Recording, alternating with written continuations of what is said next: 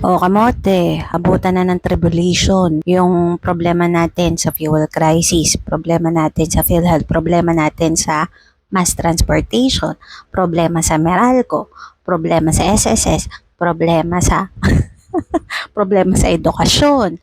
O ano pa? Problema sa mga ospital. Kasi iba pa yung PhilHealth, iba pa yung sa ospital. Yung ospital, yun yung mga public hospitals natin.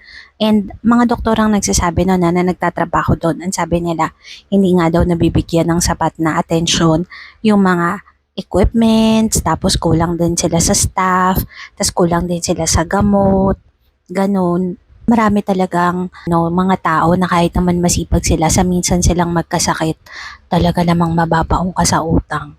Kaya kawawa talaga ang mga Pilipino. Kasi sa ibang bansa kaya ang mga Pilipino lagi na ikukumpara no.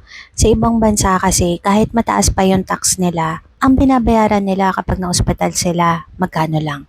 Sa Japan, 30%. Sa Spain, sabi nila ha, sa Spain daw wala eh. Zero. Pero ang taas talaga ng tax nila. Ewan ko lang kung magkasing taas tayo ng tax kung pareho ng percentage na. Kasi sabi nung napanood ko kay Boy Abunda, may ini-interview siya eh. Basta, hindi, nakalimutan ko kung anong posisyon nun. Pero sabi niya, ang tax daw dito sa atin ay 30% kung susumahin mo.